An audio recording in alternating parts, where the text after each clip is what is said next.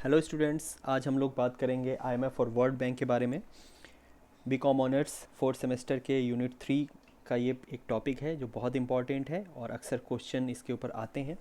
ये केवल आपको यहाँ पर ही हेल्प नहीं करेगा बल्कि आपको कॉम्पिटिटिव एग्जाम्स में भी हेल्प करने वाला है, तो इसको पढ़ते समय थोड़ा सा कंसंट्रेशन और फोकस बनाए रखें जिससे कि हम लोग वर्ल्ड बैंक और आईएमएफ के बारे में प्रॉपरली समझ सकें। सबसे पहली चीज़ तो ये आती है कि वर्ल्ड बैंक और आईएमएफ हैं क्या। तो वर्ल्ड बैंक और आईएमएफ फाइनेंशियल और इंस्टीट्यूशंस हैं, वर्ल्ड लेवल के या इंटरनेशनल इंस्टीट्यूशंस हैं जिनको हम इंटरनेशनल डील्स में शामिल करते हैं। यूनाइटेड नेशंस ऑफ ऑर्गेनाइजेशन की तरफ से इस्टेब्लिश्ड ऑर्गेनाइजेशंस में वर्ल्ड बैंक और आईएमएफ का नाम आता है। ये दोनों ही ऑर्गेनाइजेशंस सेकेंड वर्ल्ड वॉर के बाद इस्टेब्लिश किए गए थे। इनके इस्टेब्लिशमेंट का पर्पज़ यही था कि सेकेंड वर्ल्ड वॉर के बाद जो नुकसान हुआ है अर्थ का कई देशों में और कई करीब देशों में जो है जिस तरीके के हालात हुए थे उनको देखते हुए जो है फाइनेंशियल हेल्प या सपोर्ट की ज़रूरत थी। तो जो रिच कंट्रीज़ थे उन्होंने ये एक इस्टेब्लिशमेंट किया था आईएमएफ और वर्ल्ड बैंक का, जिसके ज़रिए की जो है गरीब या कमज़ोर देशों की हेल्प की जा सके। अब सबसे पहले बात करते हैं आईएमएफ की, जिसमें कि जो है इसको हम इंटरनेशनल मॉनेटरी फ़ंड भी कहते हैं। और इसको इस्टेब्लिश करने का पर्पज़ ये था कि इसमें कई सारी मेंबर कंट्रीज़ उस टाइम पे शामिल थी। वर्तमान समय में इसमें लगभग 189 से 190 कंट्रीज़ हैं और आए दिन इनका नंबर बढ़ ही रहा है क्योंकि कई सारे कंट्रीज़ जो है इनके साथ ऐड होना चाहते हैं। क्योंकि आईएमएफ की अप्रोच और विज़न जो है वो बहुत ही क्लियर है।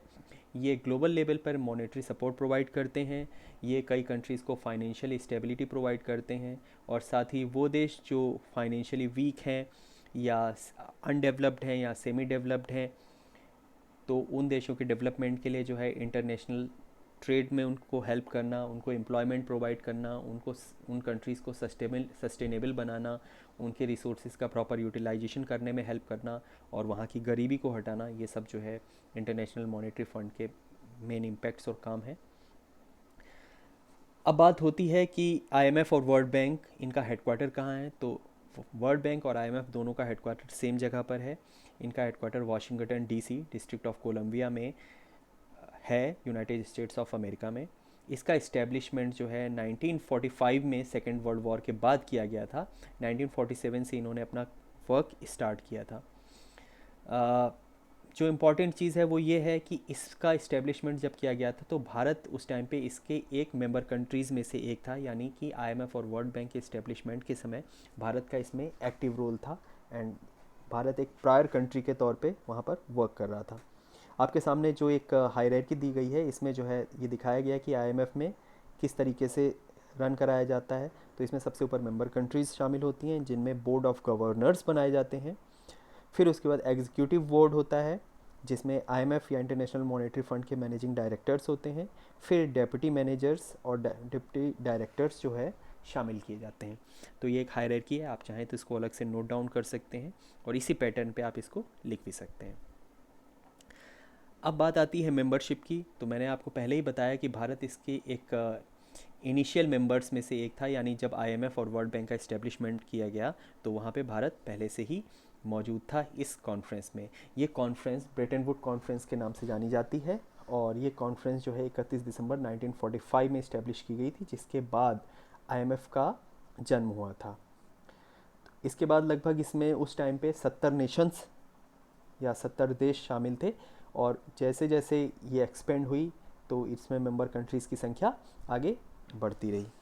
अब बात करते हैं आईएमएफ का ऑब्जेक्टिव क्या है, किस किस ऑब्जेक्टिव के साथ जो है इंटरनेशनल मॉनेटरी फंड काम करता है ग्लोबल लेवल पे। इंटरनेशनल मॉनेटरी फंड एक अंतर्राष्ट्रीय संस्था है। इसका जो मेन इम्पैक्ट है वो ये है कि ये ज़्यादातर उन देशों के लिए काम करती है जो फाइनेंशियली रिच नहीं हैं, जो गरीबी की रेखा से नीचे हैं या जो डेवलपिंग कंट्रीज़ हैं। इनको सपोर्ट करने वाली कंट्रीज़ ज़्यादातर फाइनेंशियली स्ट्रॉन्ग कंट्रीज़ हैं, जैसे America, China, France, Germany, Britain. ये वो देश हैं जो फाइनेंशियली काफ़ी साउंड हैं और ये यही देश फाइनेंशियली जो है आईएमएफ को स्टार्टिंग में सपोर्ट करते थे और उसके बाद इन देशों के हेल्प के बाद जो है आईएमएफ में जो पैसा जमा किया जाता था उस पैसे को किसी भी सेमी डेवलप्ड या अनडेवलप्ड नेशन को हेल्प करने में मदद करते थे। किस किस तरीके से हेल्प करते थे, क्या क्या ऑब्जेक्टिव्स थे इनके, उनके बारे में बात करेंगे। पहली चीज़ इंटरनेशनल मॉनेटरी कोऑपरेशन, यानी पैसे दे करके कंट्री को सपोर्ट करना। तो दूसरी चीज़ थी to facilitate expansion and balanced growth of international trade. जिस टाइम पे आईएमएफ का इस्टेब्लिशमेंट किया गया उसी के आसपास general agreement on tariff and trade यानी गैट का भी जन्म हुआ, जो आगे चल करके वर्ल्ड ट्रेड ऑर्गेनाइजेशन में कन्वर्ट किया गया था। गैट का पर्पस भी इंटरनेशनली जो है ट्रेड को बढ़ावा देना था, इंटरनेशनल ट्रेड करना था। तो चूंकि आईएमएफ एक फाइनेंशियल ऑर्गेनाइजेशन थी, तो इसका पर्पस ये था कि जो भी देश जो है इसके साथ जुड़ें, जो भी देश इसके साथ आएँ, वो ट्रेड करने के दौरान अगर उनको फाइनेंशियल सपोर्ट की ज़रूरत पड़ती है तो आईएमएफ उनको फंड करेगा। तीसरी चीज़ थी टू प्रमोट एक्सचेंज स्टेबिलिटी।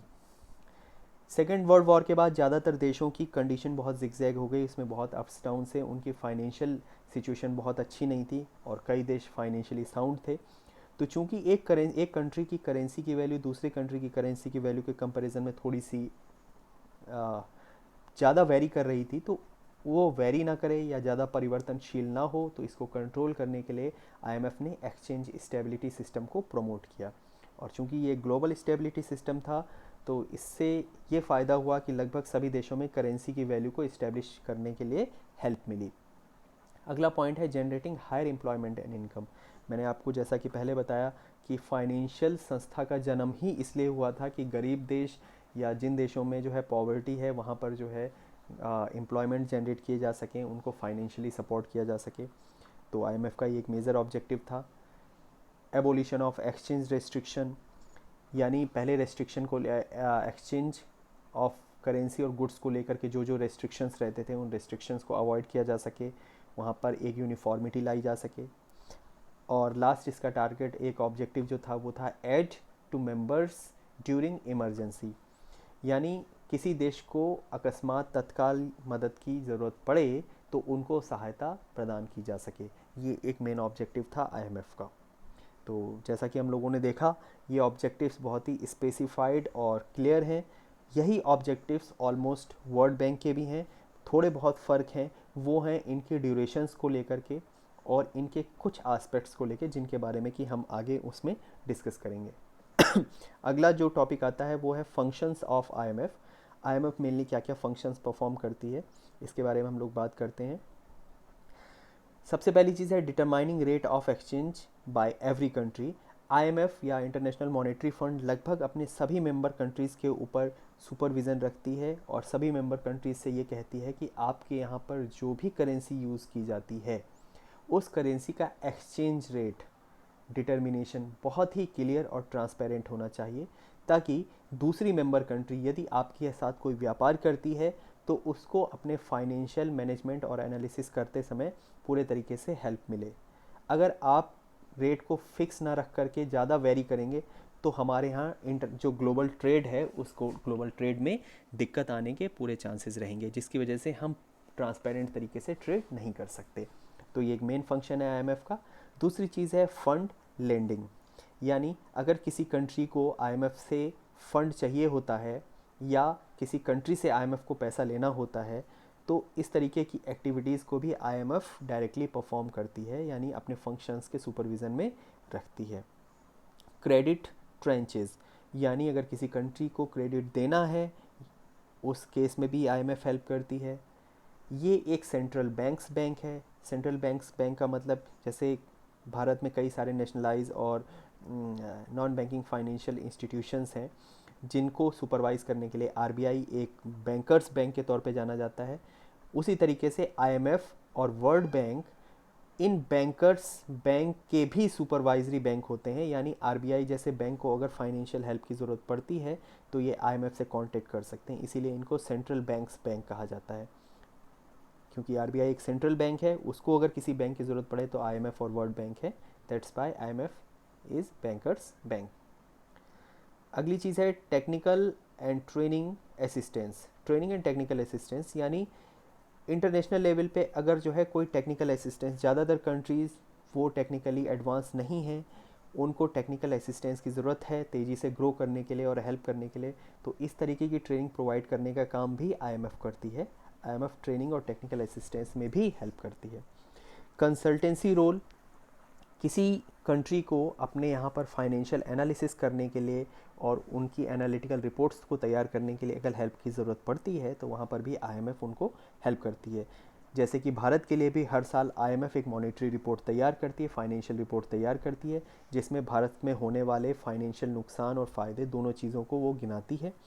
इसके बिहाफ पे भारत अब नेक्स्ट ईयर के लिए है अपनी फाइनेंशियल एनालिसिस को सुपरवाइज कर सकता है। इसी तरीके से और मेंबर कंट्रीज़ के लिए भी यह एक रिपोर्ट तैयार करती है। अब बात करते हैं अभी तक आईएमएफ के क्या क्या अचीवमेंट्स हैं और किस तरीके से इन्होंने काम किया। तो आप देख सकते हैं कि इंटरनेशनल मॉनेटरी कोऑपरेशन, जैसा कि आईएमएफ अक्सर करता है, जो वीक कंट्रीज़ हैं यानी फाइनेंशियली साउंड नहीं है, अंडर डेवलप्ड हैं या सेमी डेवलप्ड हैं या डेवलपिंग नेशंस हैं, उनको ये कोऑपरेट करता है और उसको मॉनेटरी पॉइंट ऑफ व्यू से हेल्प करता है। एक्सचेंज स्टेबिलिटी में हेल्प करता है, जैसा कि हमने पहले डिस्कस किया। Next is checking competitive depreciation, यानी ग्लोबल लेवल पे जो कॉम्पिटिटिव डेप्रिसिएशन होता है प्राइजेज़ में या वैल्यूज़ को लेकर के, तो उन चीज़ों को लेकर के सुपरवाइज़ करने का काम जो है आईएमएफ करता है। ये असिस्टेंस प्रोवाइड करता है। इसके अलावा कैपिटल रिसोर्सेज, यानी अगर कोई कंट्री अपने यहाँ पर कैपिटलिज्म या कैपिटल डेवलपमेंट के लिए हेल्प चाहती है तो आईएमएफ उसमें भी हेल्प करता है। And the last point is to expansion of the trade, यानी इंटरनेशनल मॉनेटरी फंड और वर्ल्ड बैंक ट्रेड को एक्सपेंड करने में, एक्सपेंशन करने में हेल्प करते हैं, जिससे कि ग्लोबल लेवल पे व्यापार और फाइनेंशियल सपोर्ट बढ़ाया जा सके। अब बात आती है कि भारत के लिए क्या क्या एडवांटेजेस जो है इंडिया के लिए जो है क्या क्या एडवांटेजेस आईएमएफ की तरफ से हैं। तो भारत, मैंने आपको ये चीज़ पहले ही बताई कि भारत एक मेंबर कंट्री के तौर पे जो है आईएमएफ में शामिल किया गया था, तो भारत का बहुत ज़्यादा इम्पोर्टेंस है आईएमएफ में। और साथ ही भारत पहला ऐसा नॉर्थ ईस्ट और साउथ का जो है कंट्री है, ईस्टर्न कंट्री है, साउथ ईस्ट कंट्री है, जिसको आईएमएफ की तरफ से फाइनेंशियल सपोर्ट किया गया था।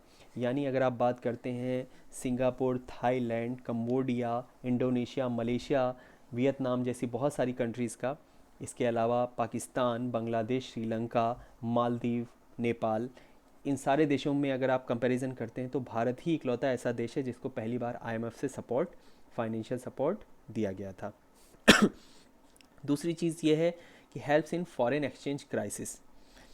इंडिया को कई बार फॉरेन एक्सचेंज क्राइसिस में हेल्प भी किया है आईएमएफ ने, इंटरनेशनल मॉनेटरी फंड ने कई बार फॉरेन एक्सचेंज क्राइसिस के दौरान हेल्प किया है, जिसमें कि अगर फाइनेंशियल सपोर्ट की ज़रूरत पड़ी तो आईएमएफ ने दिया।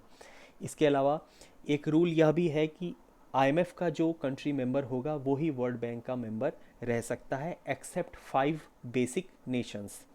ये 5 बेसिक नेशंस हैं America, Russia, China, Britain and France. इसके अलावा कोई भी देश जो भी आईएमएफ में शामिल है, यदि वो आईएमएफ का मेंबर है तो ही वर्ल्ड बैंक का मेंबर बन सकता है, अदरवाइज़ वो वर्ल्ड बैंक का मेंबर भी नहीं होगा। और लेकिन चूंकि भारत एक इनिशियल कंट्री है जो आईएमएफ में शामिल था, इसीलिए वर्ल्ड बैंक का भी मेंबर है। नेक्स्ट इज़ इकोनॉमिक कंसल्टेशन, यानी अगर किसी किस्म का इकोनॉमिकल कंसल्टेशन आपको आईएमएफ से लेना है तो उसके लिए आईएमएफ आपको सपोर्ट करेगा। जैसा कि मैंने आपको पहले बताया कि भारत के लिए कई बार फाइनेंशियल रिपोर्ट तैयार की है, जब से भारत मेंबर है तब से इसकी फाइनेंशियल रिपोर्ट तैयार करने में आईएमएफ हेल्प कर रहा है। अब बात आती है relationship between IMF and India. जैसा कि मैंने आपको पहले ही बताया कि इंडिया के लिए आईएमएफ का एक बहुत ही ग्रेट इम्पैक्ट है और पिछले कुछ सालों से जो है इसके और आईएमएफ के रिलेशनशिप्स काफ़ी मजबूत हुए हैं। शुरुआत में आईएमएफ ने भारत को सपोर्ट किया था फंड प्रोवाइड करके। आज स्थिति ये है कि भारत का काफ़ी सारा पैसा आईएमएफ में बतौर फंड क्रेडिटर जो है रखा हुआ है, यानी अब भारत ने आईएमएफ में अपना पैसा क्रेडिट कर दिया है। और दूसरी चीज़ ये है कि अभी वर्तमान सिचुएशंस को देखते हुए कई बार ऐसा हुआ इंटरनेशनल मॉनेटरी फंड ने भारत के फाइनेंशियल एनालिसिस को कई बार प्रेडिक्ट किया है, जिसमें पिछले कुछ सालों से लेकर के आने वाले सालों तक फाइनेंशियल और फिजिकल एनालिसिस और इंटरेस्ट रेट चेंजेस के बारे में बात की गई है। तीसरी चीज़ ये है कि इंडिया की रिकॉर्डेड जीडीपी ग्रोथ चाहे वो 10% तक गई हो 2006 में, और चाहे वर्तमान समय में 5.1 2019 में जो 5.1 है, और आजकल ये सिचुएशन लगभग 2% गिर करके इस साल के अंत तक 3% तक रहने के आसार जो हैं, वो अभी तक का जो प्रेडिक्शन है आईएमएफ की तरफ से ही किया गया है। तो आप समझ सकते हैं कि आईएमएफ और इंडिया के बीच का रिलेशनशिप कैसा है। अल्टीमेटली कंक्लूज़न हमारे पास क्या निकल के आता है आईएमएफ के तौर पे, तो आईएमएफ एक बहुत ही बेसिक और फंडामेंटल ऑर्गेनाइजेशन है।